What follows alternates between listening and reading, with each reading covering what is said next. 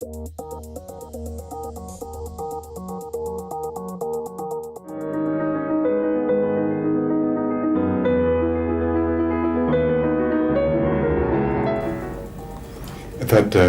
happens automatically, that when you're dealing with such a theme that you think about yourself, but that wasn't decisive in what motivated me to make the film.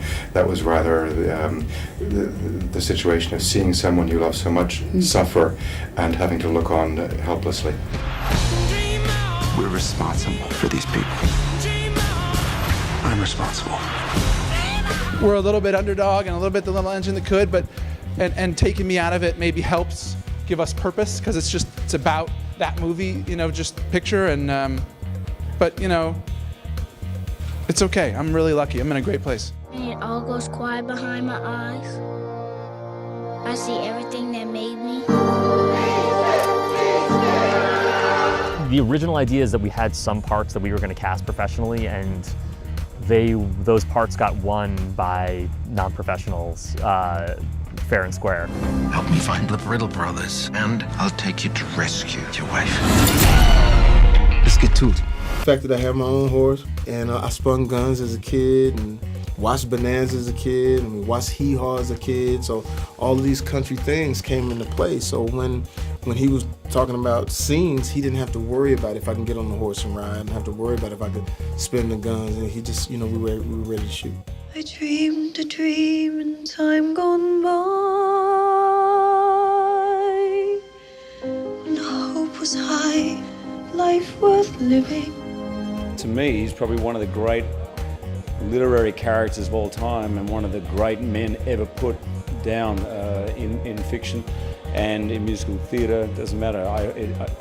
It's rare to be able to play someone who you look up to, and that's how I feel about Jean Valjean. To me, he is the epitome of a man.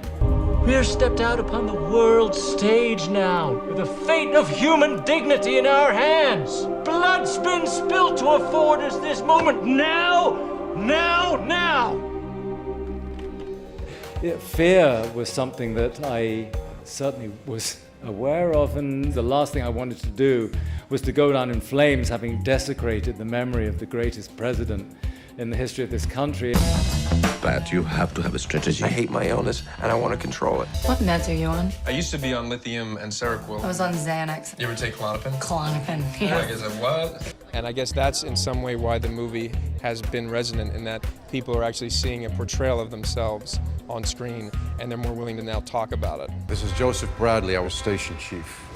Nice to meet you. You too, sir. You don't think she's a little young for the hard stuff? Washington says she's a killer. It ends with an unanswered question, where do you want to go? And by leaving the question unanswered, she's starting the conversation. Everyone at home needs to now talk about where have we been and where do we go from here.